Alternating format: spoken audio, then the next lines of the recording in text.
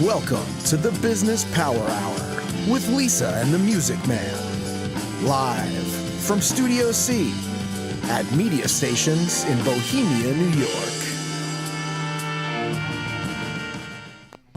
Good evening, everybody, and welcome to the Business Power Hour with Lisa and the Music Man.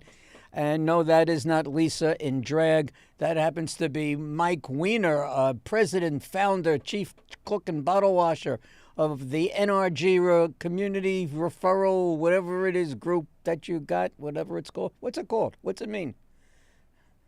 Network Referral Group. Network Referral Group. You're the guest. You're not supposed to talk yet.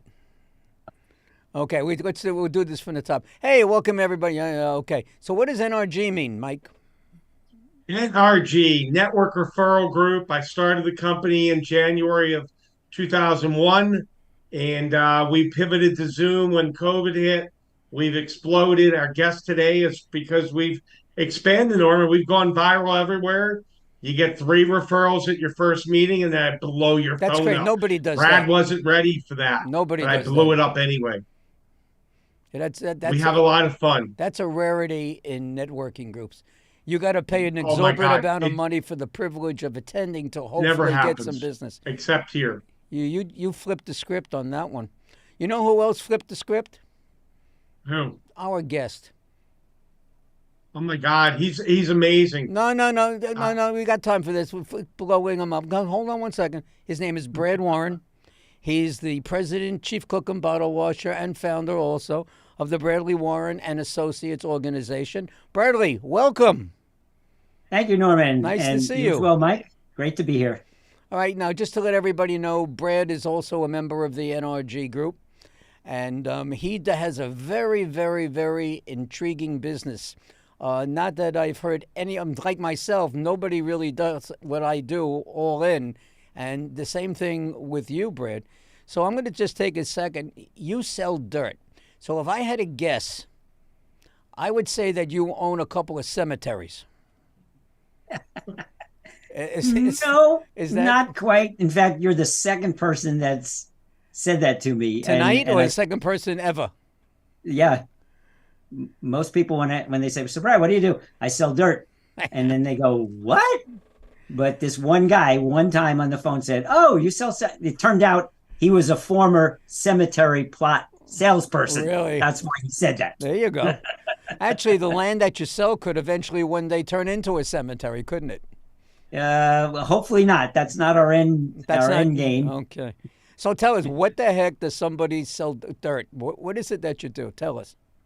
So I'm actually considered what's called a land banking consultant. And then the next question people always ask, well, what's land banking?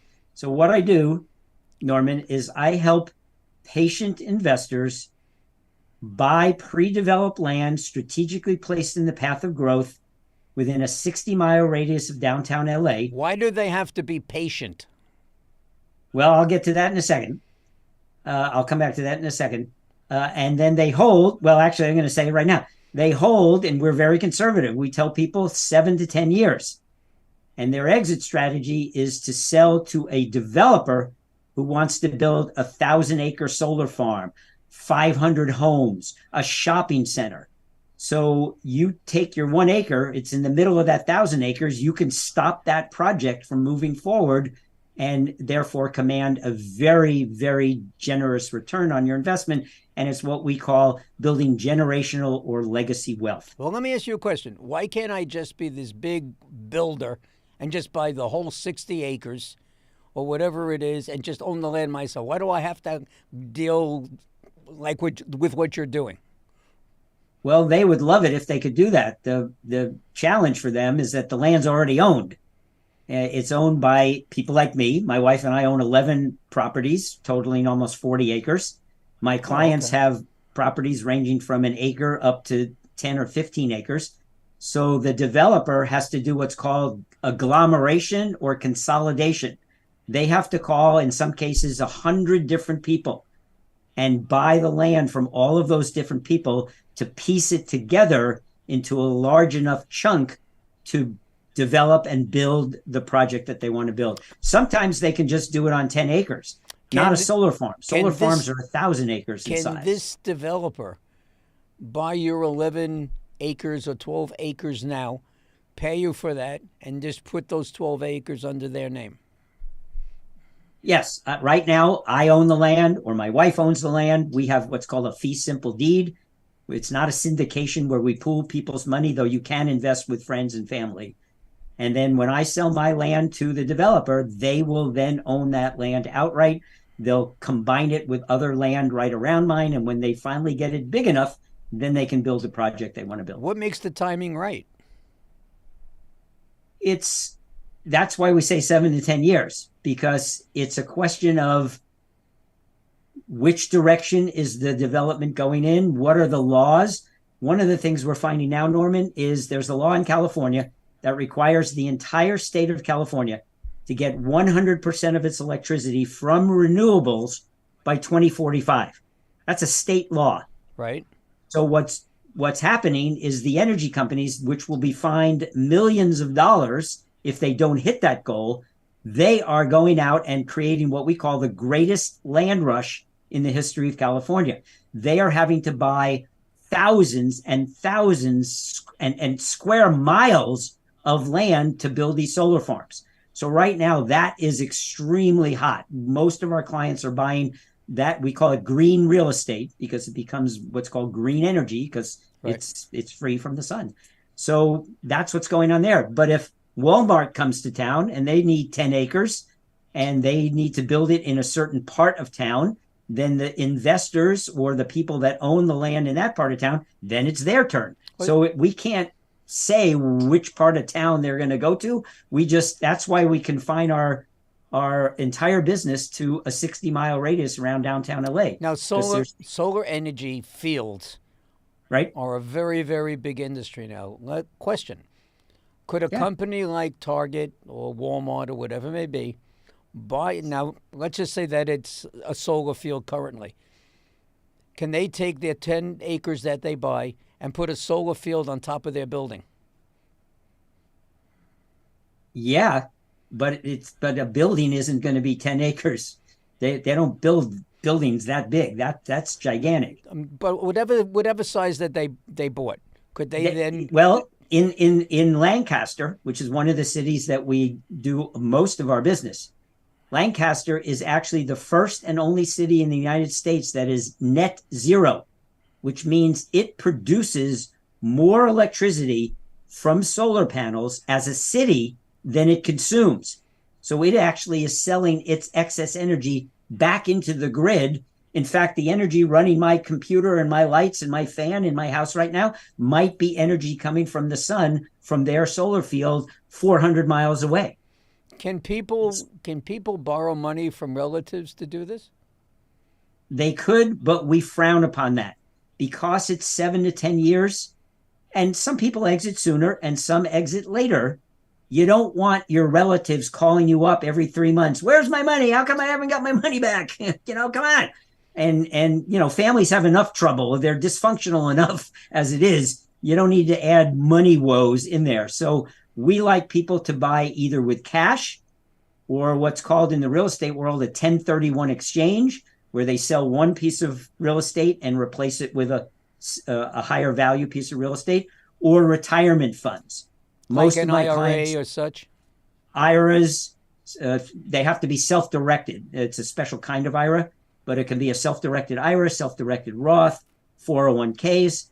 But in fact, all 11 properties that my wife and own are owned, literally are owned. They're titled to our retirement fund, Equity Trust Company. Mm-hmm. Equity Trust Company actually owns my land. I don't really even own it. But when it comes time to sell, they take it out of ownership. They put it back into my name. I sell it. And then the money goes directly back into Equity Trust. I never touch the money at all. Gotcha. That's how it works. But that's kind of getting into the weeds on the actual sales side. But it's a very fascinating business to be in. When you were a young man, not that you're not a young man now, but you're not. So just to let you know. I'm not. No. You know how old I am. Yes, I do. Back in the day, what did you want to be when you got older? What did you want to do when you got up? I wanted to be older, that's for sure. Amen. No, I'm just kidding. I actually, back in high school, I had this desire to be a PE teacher, Really? physical education teacher, because to me, it was like the ideal job. You went to work in shorts or blue jeans and a t-shirt and sneakers. You hung out and played sports all day, mostly outside if the weather was nice. You got to work with kids and help them. And you were off during the summer. Yeah. You're working 9.5 months, 9 to 9.5 months a year, and then you're off in the summer. And it was funny. I went to school at MIT, which was an engineering school, but I studied philosophy and psychology. Couldn't do anything with that. Went to Europe for a year, hitchhiked around. Drank beer. Remember you told me you drank beer. Yeah, I drank a lot of beer. Got home to New York, hitchhiked out to California, went to graduate school, got a master's in education, and the first job I got was as a PE teacher.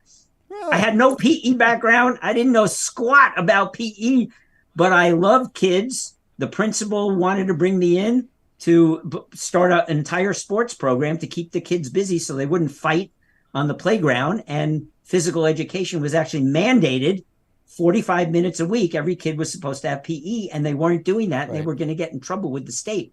So I did that for almost 10 years, but I also started teaching teachers what I was doing. And that's when I started my speaking career, my training career, and then eventually started coaching. And I did that for 40 years before I got my real estate license. And now I sell dirt. Mike wanted to be a professional baseball player, right? Yeah. You wanted to be a second baseman. And I want to jump in real quick, Norman, because you were right on the question that I wanted to ask Brad. I wanted to play baseball when I was a kid. The kids usually, they want to be a fireman, they want to be a policeman, they want to play football, they want to play baseball. Where did you get this desire? I want to sell dirt. I've been doing networking for years. When I met you, Norman was right there. And it's funny, Norman, you're right. I wanted to play baseball for the Orioles because I'm in Baltimore. What was it that grabbed your attention and said, I don't want to play baseball. I don't want to be a model. I don't know if you could be a model or not. Norman could have been a great model. But actually, I was a baby model. When I was 6 months old, I was. Are you serious? I absolutely was. But before you had the beard, I'm guessing, right? No, I had Brad, what was it? I had the beard at 6 months. What was it about dirt? When did you get this fixation with, I want to sell dirt when I grow up? All right. What was it? I want to go behind the curtain. I'll tell a quick story. So I do a quarterly net worth statement every quarter. Been doing it since March of 1989 when my wife and I were engaged to get married. December 31st, 2011, I looked at the numbers and I realized my wife could retire with her Oracle 401k. I could retire with her using her Oracle 401k. But if I was on my own with my amassed fortune at the time, which wasn't a fortune, I couldn't retire. And I was 60 years old at the time. So, 60. So I called Marcella, my land banking friend, in January of 2012. She came to the house, did her presentation. My wife walked out, said, no, thank you. Don't want to invest in land. And I said, yep, I need property because in 10 years, when I sell it, I'll hopefully accumulate enough to retire. Bought a second one a year later, a third one a year later. While I'm buying my first, second, third properties, I'm also being what's called a finder. I'm referring business to Marcella, and she's paying me 2% of the gross sales price on every person that I refer to her. That's good. And I'm making $10,000 a year in referrals for the first 2-3 years that I'm doing this. All right. So that got me up a certain point. Then my wife comes to hear Marcella. We're driving to the hotel to hear her speak. My wife, the whole way in the car, Mike, she's going, I'm not going to buy. I don't want to buy land, but I think I might have missed something 3 years ago.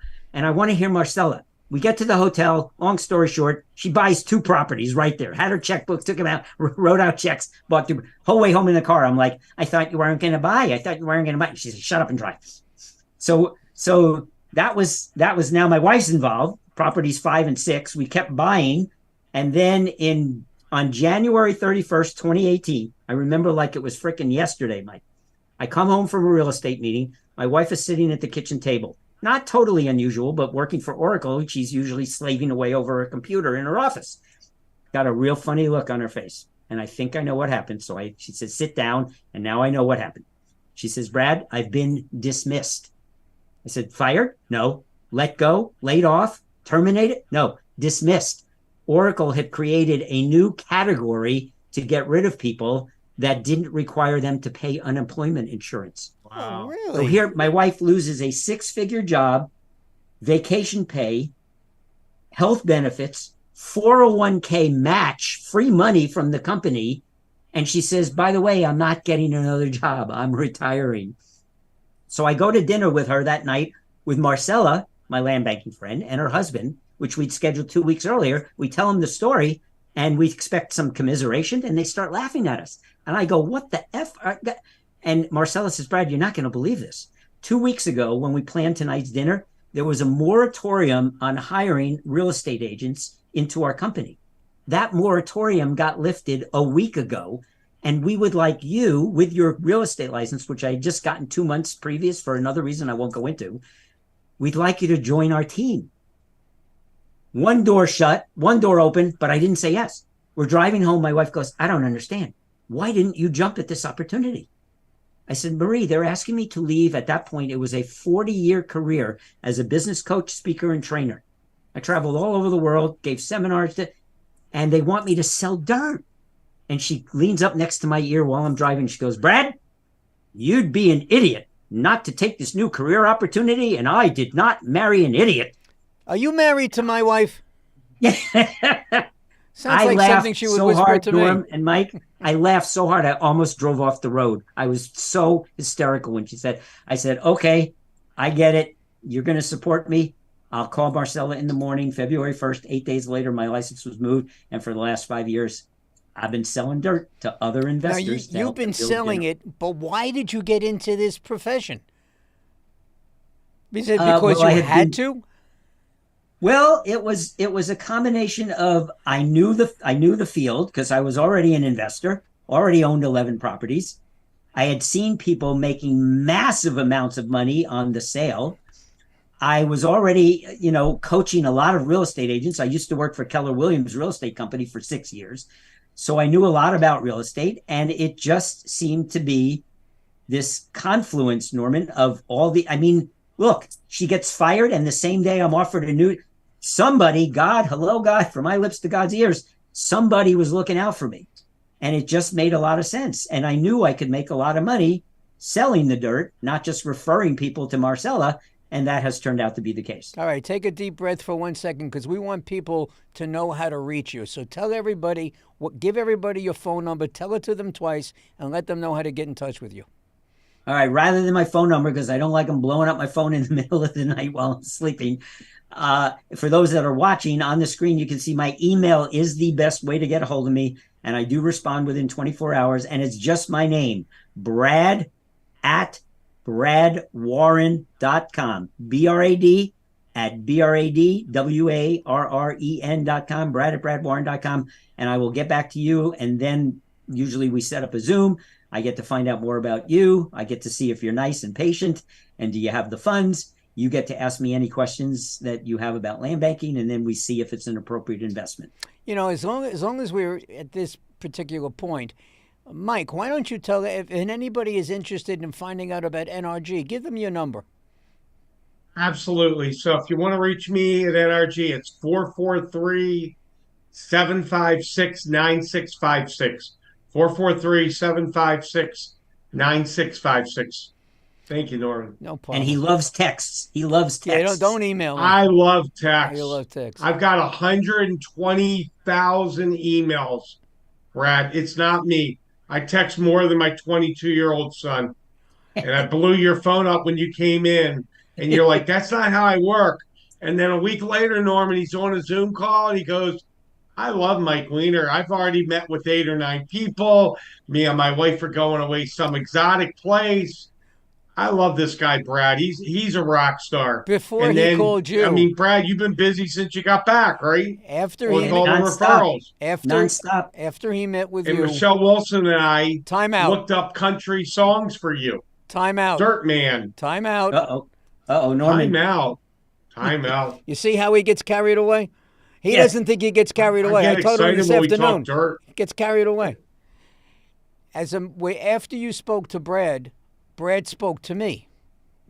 Yeah. And then we were talking about the Business Power Hour, and he was asking some questions about NRG and yada yada. So I helped Brad get into NRG for you.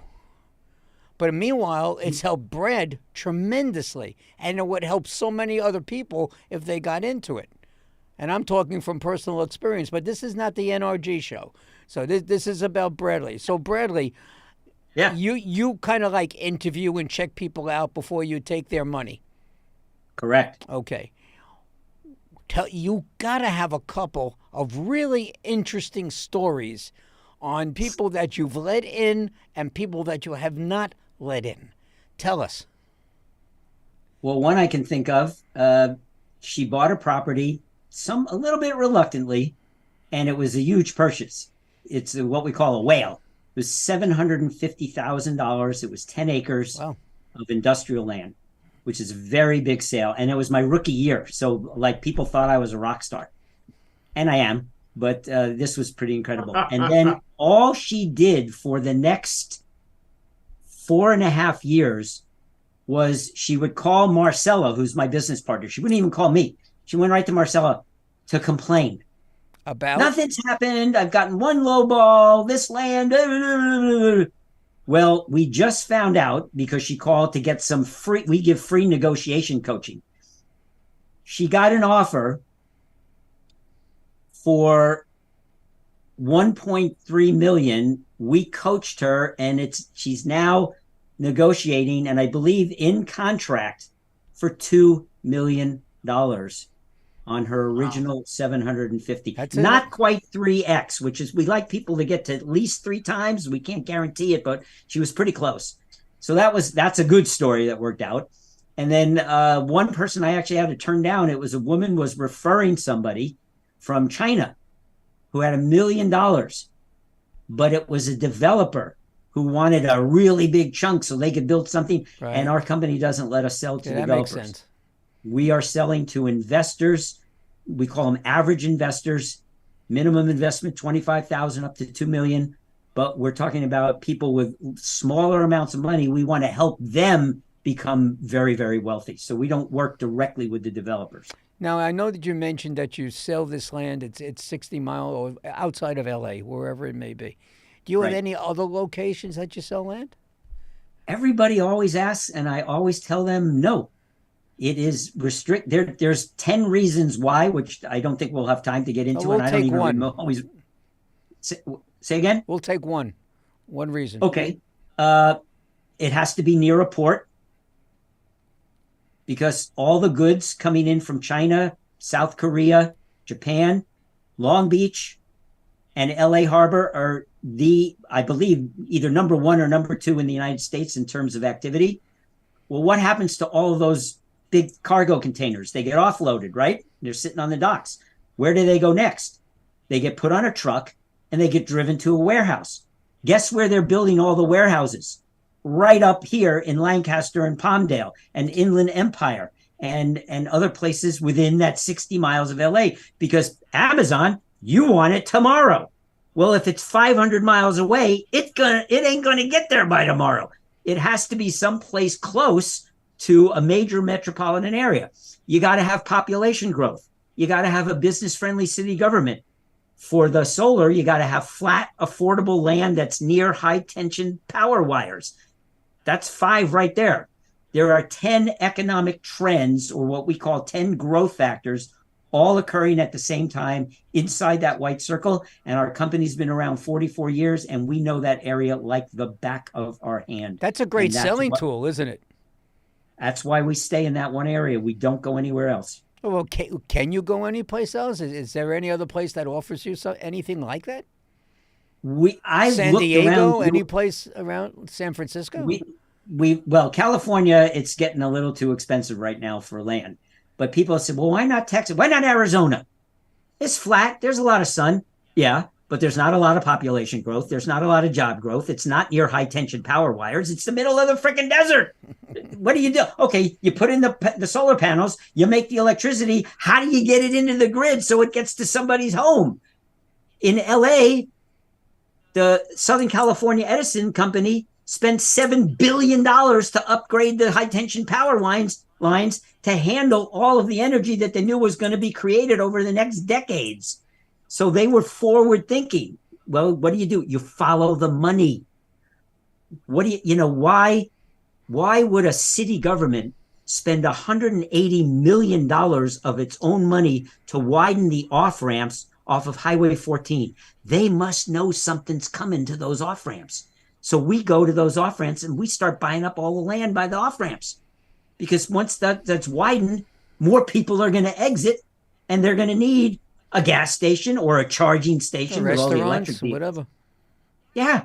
So the company is run by a guy who has a PhD in economics, and he's brilliant.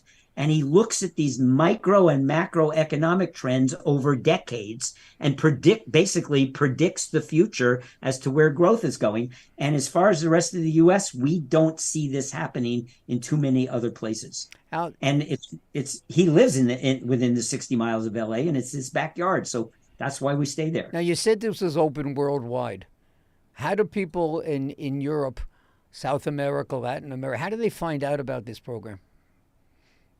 Well, I'll tell you, it pains me to say this. COVID helped my business because it forced me to go to Zoom. And I was on a podcast, which is why I love doing these shows. I had a guy, he runs a podcast called the Expat Money Show. They're all people that are like the digital nomads traveling all over the world. And they want to increase their portfolios so they have enough money so they can continue to travel. He puts me on his podcast. By the way, I got dressed up. And he said, "Why are you all dressed up, Brad?" I said, "Well, aren't you recording the video?" He said, "Yeah, but a podcast is audio only." And I was like so embarrassed. At the beginning, it's all it was that only. It was. Yep. And so I said, okay, it was my first one. In a year and a half from that one podcast, I made 20 sales. And many of them were outside the U.S., Mexico City, Panama, Thailand. I had a guy that's a German national. He got introduced to me when he was in Poland. He then opened escrow in Romania, and he closed escrow in Bulgaria. Or maybe it was Bulgaria and then Romania because he was traveling. So I can deal with people worldwide. There are some countries that we don't deal with where there's a money laundering possibility. We don't want to get involved in that kind of stuff. Kind of like with the marijuana, they don't like it's all cash, and they have some trouble with the dispensaries and all that kind of stuff. So we have a list of countries that we don't work with, but pretty much the vast majority of the world is my oyster.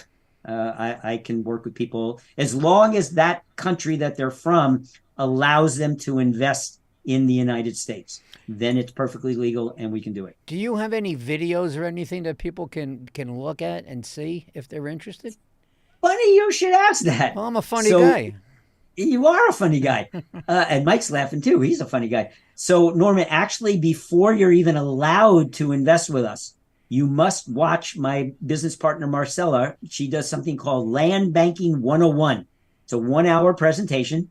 I send you a link. You register, just like any other Zoom call, and you watch the presentation, and it answers 95% of the questions that people ask. Pretty much all the stuff we're covering here, but in a greater detail with pictures and slides and all that kind of stuff. She cites the specific laws and when they were passed and all that kind of stuff. After you watch that, then we have a discussion about whether you still want to invest, and we get very clear. That's where we kind of screen people out. I had one guy who was in his mid-70s, and he was like, this was Friday. I definitely want that property. I talked over with my wife. We're absolutely committed. I said, you realize that the time horizon is 7 to 10 years on average. Oh, yeah, that's not a problem. And I was very reluctant, but I said, okay. We filled out the paperwork, which is 2 whole pages. Saturday morning, guess what? My phone rings. He died. No, he was still alive. But he said, I talked with the wife. We realized we'd be in our 80s by the time we might sell this. And it just isn't going to work for us financially. I said, that's kind of what I thought. Better that you let me know now before you buy it, because you can't return. It's not like a return policy at Kohl's or Target. You can't just walk to Costco. Hi, I want to turn my land back in. Couldn't he have passed it on to his kids? Yes. That's willable. That's generational and legacy wealth building. So yeah, he could have done that. I guess he didn't like his kids. Yeah, or he didn't have kids. I don't even remember if he had kids. So yeah, that would have been his end play, is to put it in their name, and then they would have inherited it upon his demise. Well, the wife would have gotten it first if she's on there, and then the kids would have gotten it. But he backed out, and better that he backs out before we closed, because then it'd be a real pain. He would be calling me, "How's my land? How's my land? I got to sell. I think I'm going to die." It's like, no, stop calling me. Well, guess what? What? Half the show is now over. So we're going to take a little break, but before we take a break, we want you to tell everybody again how they can get in touch with you. Absolutely. Email is the best way. It's my name, Brad at bradwarren.com. One more time. Brad, B-R-A-D, at bradwarren, BRADWARREN.com. C-O-M. Terrific. All right, we're going to ask everybody just to hold on for 2 minutes as we pay our bills with a couple of personal commercials, and we'll be back in 2 minutes. Stay right where you are. Hi, everybody. My name is Norman Wasserman, and next to me is Lisa Rodino. Lisa and I host a TV podcast show called The Business Power Hour with Lisa and the Music Man. So what does the Business Power Hour do?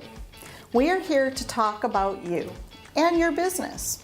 We will put you on air for 1 hour to highlight your business in front of thousands of viewers worldwide, helping you generate more leads to grow your business. And we do this every Tuesday night at 7 p.m.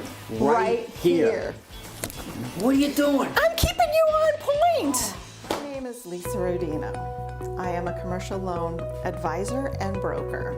Have you been finding that your business's cash flow is not where you need it to be? Have you found yourself taking from your personal accounts to meet your business's obligations? Have you found that those quick solutions of quick money are starting to get awfully expensive?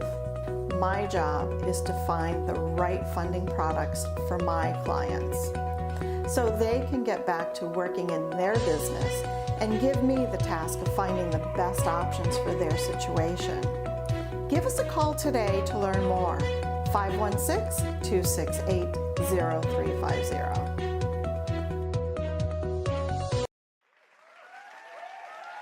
Good evening, everybody, and welcome to Friend Entertainment USA. My name is Norman Wasserman. I am also known as the Music Man. Let me just tell you a little bit about Friend Entertainment. We put on concerts for charities, and we do that everywhere from New York to Las Vegas. We do R&B, Motown, rock and roll, jazz, whatever it is that you wish. Friend Entertainment will deliver the best of the best for you and your charity. Here are some of the names of the talent that have performed with us on our stage. Stevie Wonder, Tina Turner, The Temptations, Earth, Wind and Fire, the one and only ELO, Elton John himself, Kool and the Gang, and the fabulous Donna Summer. Go to our website, friendentusa.com. That's www.friendentusa.com, or feel free to call us at 631-698-9696. 631-698-9696, and we'll see you at the next show. Okay, and welcome back, everybody. I want to mention something because I just got a little phone call during the break. Somebody wanted to know how to get in touch with Friend Entertainment. So we do have some information. If people want to get a hold of us, you're going to call me at 631-698-9696. That's 631-698-9696. And we can discuss with you as well the possibilities of you being on our show. For those of you that really follow us every week, you know that Tuesday nights is our main night, but there are no more Tuesday night dates. Everything's been sold out, and that's why we're here on Thursday. So take a look at what I have on the screen. We have 7 platforms that you can reach us on, and we show your show off on. So take a look at that. Give us a call, 631-698-9696, or 631-698-9696 again, or 631-987-8477. Thank you. Now let's go back to our guest before I say the wrong number at the wrong time again. So... So when you were first talking about being on the Business Power Hour, and I was explaining to you, Brad, what this show is all about, it's so different than being having 30 seconds or 45 seconds on NRG. It's totally different. So now that's the explanation of how you now NRG. You reach an awful lot of people all day long. You can speak to people all day long, create good words for yourself, get in meetings, one-on-one situations, and so on. But it's a little bit different when you get now a time to talk for an hour and explain everything to everybody. So now we're in the second half of the show, and I have a whole bunch of more questions to go and ask you.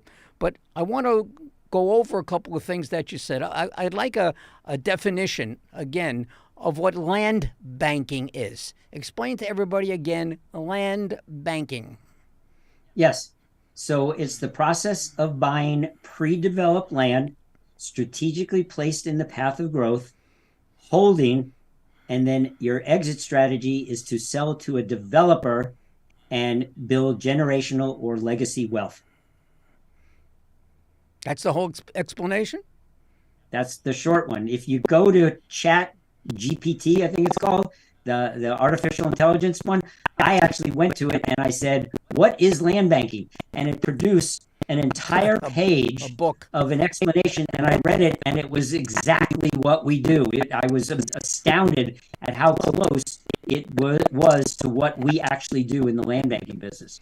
All right. So you can go do that and learn a little bit more. The best thing to do is email me, get a hold of me, and I'll send you the link, and you can watch my business partner do her 1-hour presentation, and then you'll know more than 99% of the people in the United States. And I was going to suggest that because I did that.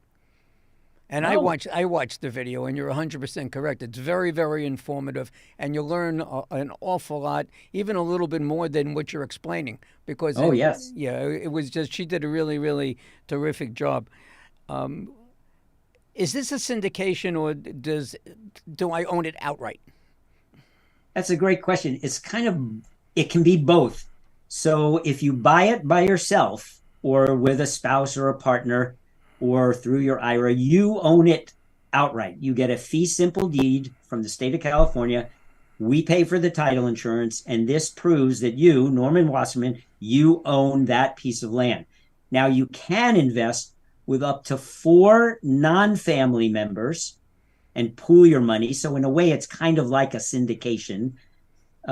So say you each put in $25,000, then you can buy a $100,000 lot. You're going to get a much bigger property than if each of you individually bought $25,000 lots. You'll double or triple the amount of land that you can get.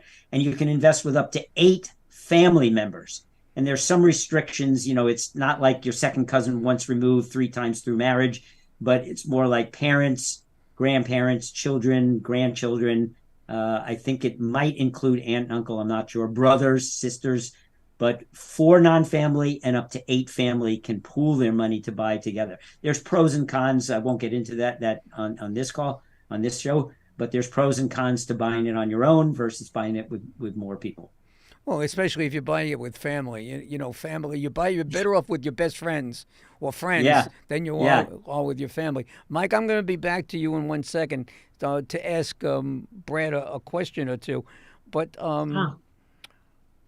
what is the first step that every investor should take? I guess in anything, not just with land, before they get started, but specifically in land banking. Due diligence. If you're buying crypto, if you're buying stocks, bonds, mutual funds, an apartment building, a storage facility, do your due diligence. Make sure you have researched all of the factors, what's around there. And that's one of the things our company is known for, and we stand out in that area. We do what's called risk mitigation. We try to remove as many of the risks in buying raw land as possible through our research and acquisition department. We have a team of people. Norman, all they do all day long, what they're doing right now is you and I are doing the show with Mike. They are researching land and trying to make sure that there's no red-legged toads, that it's not in a sensitive environmental area. It's called an SEA. They're making sure that it's in the path of growth.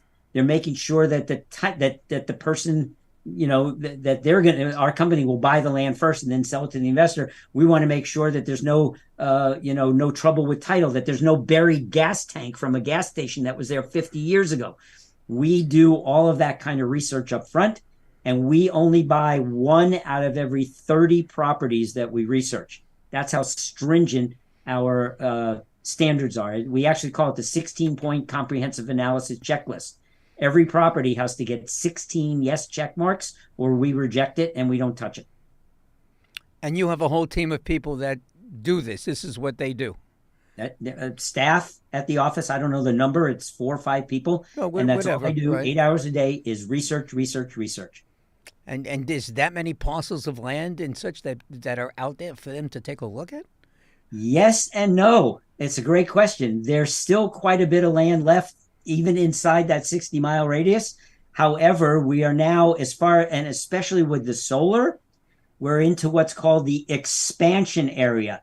We've actually moved a little bit outside, especially in the north. We've moved outside that 60-mile radius. Maybe it's 65 miles. We've had to go a few extra miles further north and a little bit to the northeast to find land that meets our criteria. Remember, it's got to be affordable and cheap and near power lines. And that's becoming increasingly hard to find as more and more people are learning about these laws that require the state of California to get their energy from all of their electricity from renewable sources. Hydro's not going to do it. Biomass isn't going to do it. Wind isn't going to do it.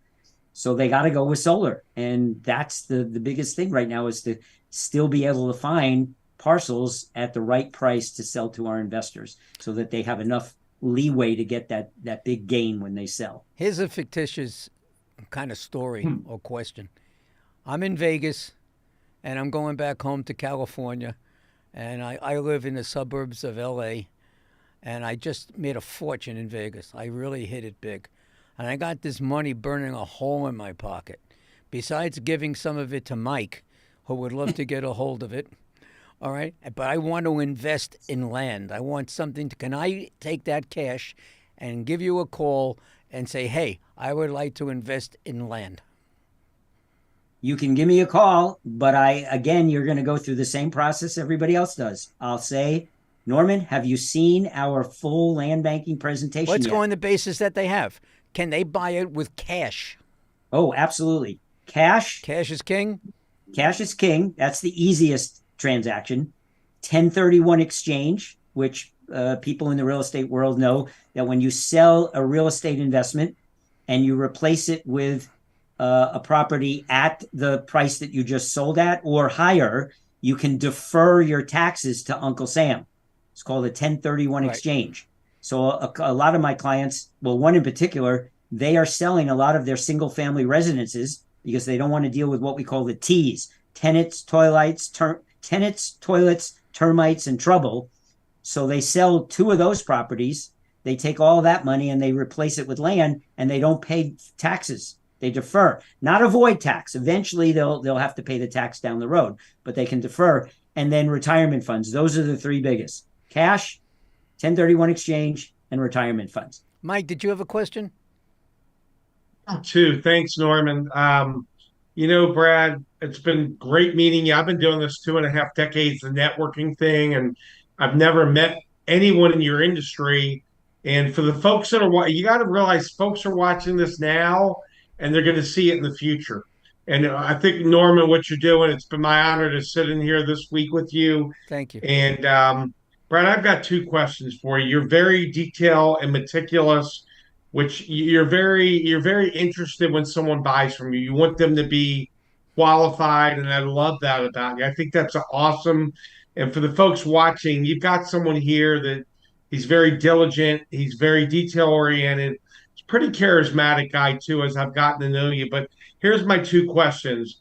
And I'm big on law of attraction, serving people, helping them manifest their goals, attitude of gratitude. I would like you to share with our public and our viewing audience, what satisfaction do you get when you help someone land this? And you and Norman kind of hit on it. Tax implications.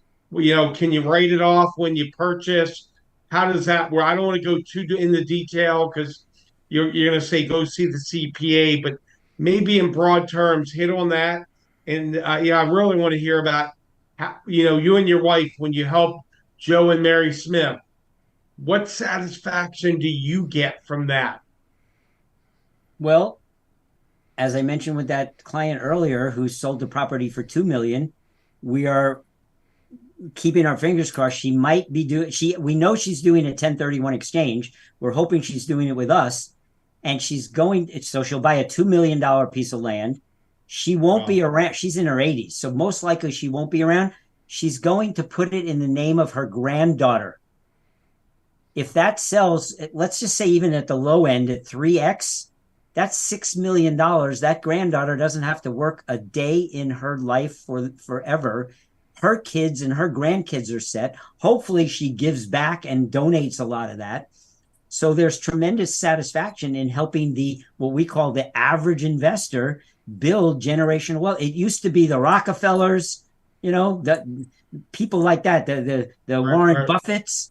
And by the way, Warren Buffett has a $2 billion solar farm right in the area where we invest. He's actually a half a mile away from one of my properties. So my hope is when he expands east and starts to build another one, he'll have to get my land. And one of my stipulations, Mike, he's going to have lunch with me. That's going to be my price. My price is selling. Take you out for a nice lunch too. He's got to take me out for a nice lunch. You're literally affecting folks now and generations. I mean, I think that's amazing.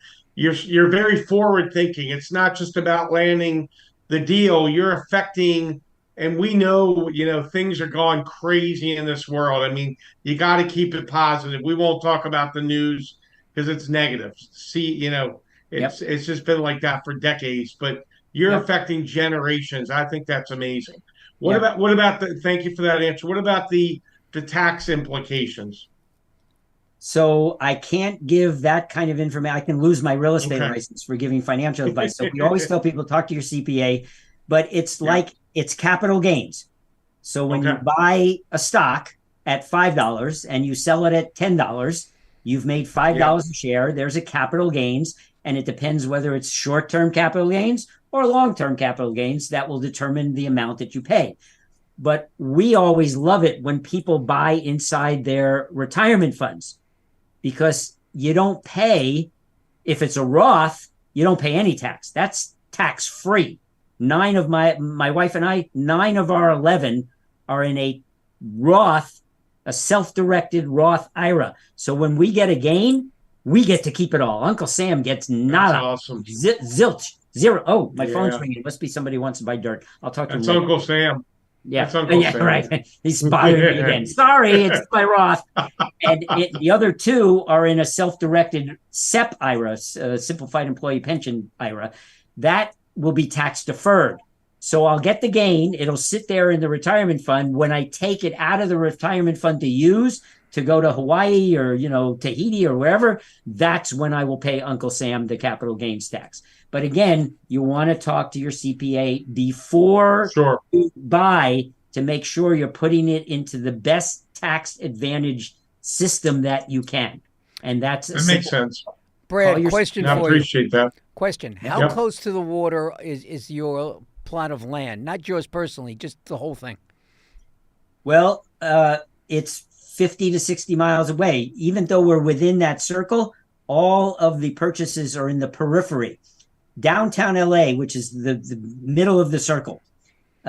If you wanted to buy land in downtown LA, if it was even available, which it's not, but if you wanted to buy land in downtown LA, it's 2 to 7 million per acre. We've even heard stories of developers buying land like a single family residence with maybe on a 1 acre lot, but it's zoned for height, like 3 stories or 4 stories. They will destroy that single family home, raise it to the ground, and build a 3-story high building, like a small apartment building, maybe 6 units, 8 units, 10, because the only place you can go in LA is up. You can't go out. There's no more land. You can't go vertically anymore. You can only go horizontally. It's the same thing in New York. Exactly. It's the same thing here. You build up, you keep on adding and adding and adding. You keep adding because you have the air rights. When you buy land, you have mineral rights down below and you have air rights. And I'll give you a quick example. One of my properties is called MU4, Mixed Use 4, when I first bought it. That means mixed use. So they can build like an apartment building or What else? An office building 4 stories high. Well, the city council of Lancaster did me a big favor 1 year ago. They rezoned the land to MU5. The developer can now build 5 stories high. They just 1x'd my property's value, and I didn't do diddly squat. Question: were these properties commercial properties or residential properties? Mixed use is considered it. Well, there's 5 kinds of land. There's non-residential agricultural. That's the solar farms. There's residential houses. There's industrial, which would be like warehouses, storage facilities, places like that. Amazon fulfillment centers. Those are industrial. You have commercial, which would be an apartment building or maybe an office building. And then you have mixed use, which is like a combination of a bunch of stuff, like a shopping center that has a parking lot and a movie theater and some housing and a bunch of other stuff. So you got all 5. My property was MU, mixed use 4. Now it's mixed use 5. So they just added that property. I paid $115,000 for 1.25 acres. They just added $115,000 worth of value to that land because the developer can now build 5 stories high. A bigger building, it's going to cost them more to buy my land now. Of course. Now your platform, your land that where you own your property and the rest of the property. What about a developer using it for housing? And what I'm saying about housing is because there's a housing shortage all over this country. All right, you can't touch any. And when you become a senior, when you hit 50, 60, 70 years of age, if you don't have money in the bank, you're finished. You are wiped out. So makes your situation a great investment for people that are listening and watching. All right, but a place like you have, that would be a sensational idea to build housing of all different kinds. Well, one of those 10, remember earlier I said there were 10 economic growth factors that we talk about? Population growth. Yeah, of course. So in the Antelope Valley, the current population of Lancaster and Palmdale is around 410,000. In 7 years, so by 2030, both mayors have said the population in the Antelope Valley will be 1 million people. It's crazy. That's 590,000 more people being added to that area. Where are they going to live? And how are they going to afford it? How are they going to afford it? Well, because let me give you an example. You buy let's say 2,000 square foot, 3-bedroom, two bathroom house in LA now. You're going to pay $2.5 $3.5 million. You drive 60 miles away over the mountains. It's called a San Andreas mountain range. It's where the Hollywood sign is. You drive up over that range, go down into the high desert in the Antelope Valley, and you buy the same size house, 3-bedroom, 2-bath with solar, because Lancaster mandates that all the new housing has solar, in a gated community with a pool and a rec center and all that, for between $350,000 and $450,000. It's a bargain. So they're building houses like crazy. So there are so many people who can't even afford that. Yeah, but I mean, at least for California, that's cheap. That is like dirt cheap. It's in any major metropolis area. Exactly. 320 to 325 to 450 in that realm. And they are building houses like crazy in anticipation of this population growth, which also leads to, you got to have job growth. So there are many companies there. I'll give one quick example. Northrop Grumman, the airplane builder, has a facility in Palmdale. They got a contract from the Department of Defense. I believe it was $92 billion to build the B-21 Raider stealth bomber. Now, whether you're a Hawk or a Dove, we're not going to get into that now, but those are highly skilled jobs. Northrop Grumman, and again, we don't make this shit up. This stuff up. Sorry about that. We don't make this stuff up. Northrop Grumman this is internet. You can say anything you want. Okay. Northrop Grumman themselves have said they will be hiring 6,500 workers over the next 5 years to build those 100. It's a contract for 100 bombers. 6,500 jobs. and then figure wife or spouse or partner and 1 or 2 kids, you're talking about 18 to 20,000 people moving to the Antelope Valley because of one contract. So that's what we look for when we talk about growth. That's why people say, well, why aren't you in other places? Well, because they don't build the B-21 stealth bomber in other places. They're building it just there. In fact, Northrop Grumman said they're going to have to build another hangar large enough to build more planes because they can't build them all in just the one hangar that they have. Right. It's not enough room. So Mike, it's crazy. What I'd like to do is just what I'm going to ask you, Brad, just to hold on for 1 second. Sure. Mike, I want you just to tell people if they're interested in finding out more about NRG, how they get in touch with you. Absolutely, Norman. Thank you. So if you want to reach me, it's 443-756-9656, Mike at networkreferralgroup.com, and also nrg.online. I'm dying to ask Brad one more question, Norman. No, go right ahead. Go right ahead. I would like to know, Brad, if you have sold land to anyone famous. You don't have to tell us who they are. Tom Brady, whatever.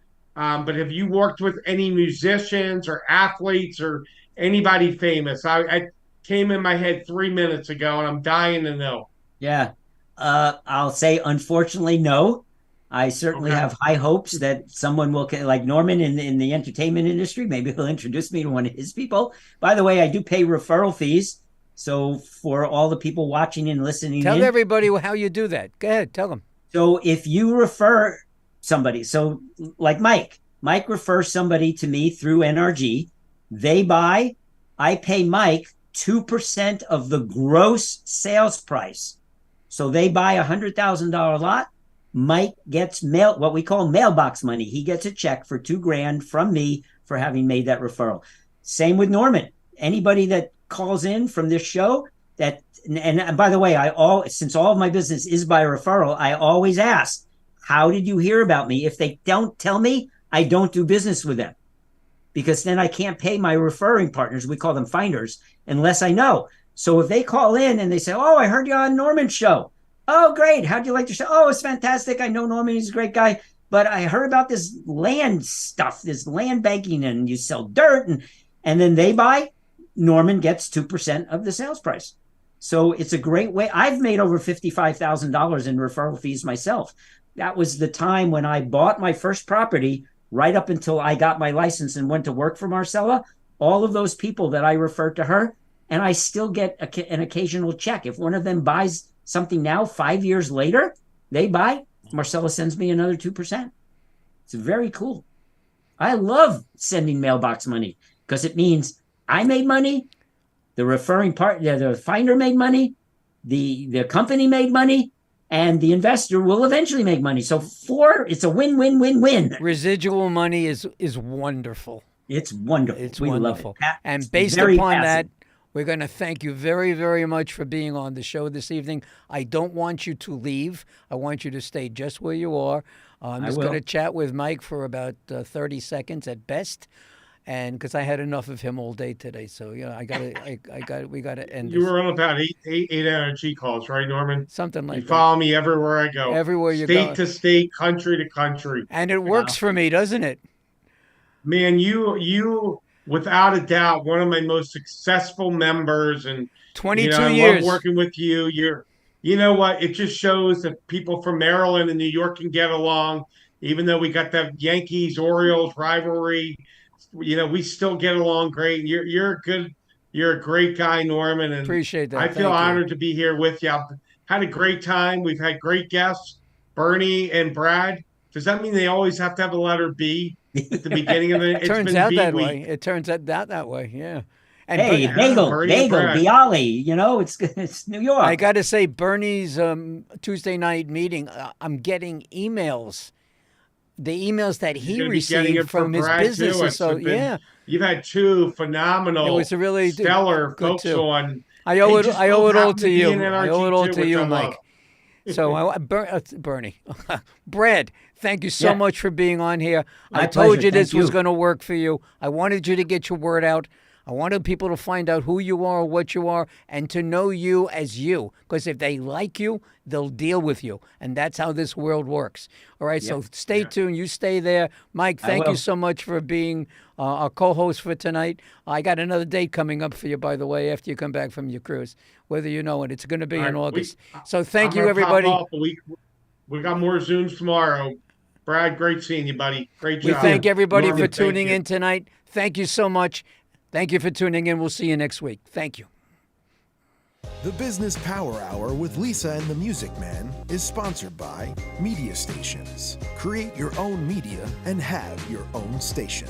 To get started with your own content, call or text 516-448-2066. That's Media Stations in Bohemia, New York.